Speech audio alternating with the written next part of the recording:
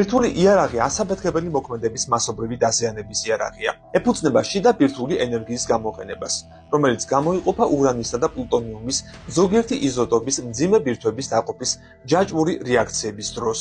ასევე ისეთი მსუბუქი ბირთვების სინთეზის რეაქციისას, როგორიც არის დეიტერიუმი, ტრიტიუმი და ლითიუმი. ვიწრო თვალსაზრისით ბირთვულ იარაღს, რომელიც მსუბუქი ბირთვების სინთეზის ენერგიას იყენებს, თერმობირთვული ეწოდება.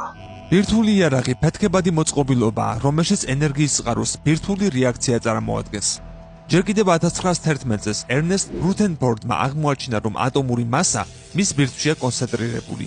თავად ბირთვი კი პოზიტიურად არის დამუხტული და გარშემორტყმულია ნეგატიური ელექტრონებით. უარყოფითი ელექტრონების გარშემო მდებარეობს პოზიტიური ბირთვით, ხოლო თვითონ ბირთვი პროტონებისა და ნეიტრონებისგან შედგება.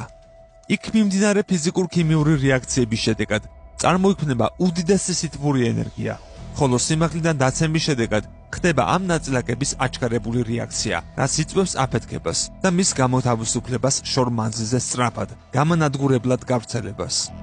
ატომური ბომბი მოიცავს ბირთვულ საბრძოლო მასალებს, სამიზნესთან მათი მიტანის საშუალებებს, ანუ რაკეტებს, ავიაციას, артиლერიას და მართვის საშუალებებს. იყოფა სტრატეგიულ, ოპერატულ, ტაქტიკურ და ტაქტიკურ იარაღად.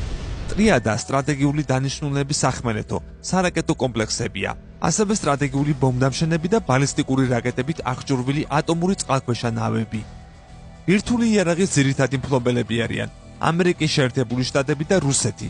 დიდი ბრიტანეთის, საფრანგეთისა და ჩინეთის სახალხო რესპუბლიკის ბირთვული არსენალები შედარებით მცირეა. ამის მიუხედავად აღნიშნული ქვეყნების ბირთვული იარაღიც არსებით ფაქტორს წარმოადგენს მსოფლიო პოლიტიკაში. თავისი არსებობის მანძილზე ბირთვული იარაღი მხოლოდ ორჯერ იქნა გამოყენებული.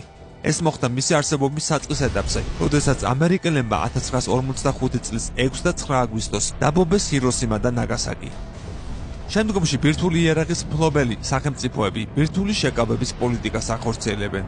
ბირთვული იარაღის გავრცელება მოიცავს ბირთვული იარაღისა და ტექნოლოგიების კონტროლს. ბირთვული იარაღის გავრცელებლობის ხელშეკრულების თანახმად, ბირთვულ ქვეყანას არ აქვს უფლება ამ რესურსზე წვდომა სხვა ქვეყანას მისცეს და მან არ უნდა წაახალისოს არაბირთვული ქვეყნები, რათა შექმნა ბირთვული იარაღი. ბირთვული იარაღის ძირითადი დამაზიანებელი ფაქტორებია: დამრტყმელი ტალღა, შუქური გამოსხივება, გამჭოლი რადიაცია, რადიოაქტიული დასნებოვნება და ელექტრომაგნიტური იმპულსი. რა მოიტანა ამ ყველაფერმა? დღეს ნათლად ვხედავთ. ბურუსით მოცული მშვიდობა და საშიში იარაღი, რომელსაც ვინ როდის აამოქმედებს, არავინ იცის.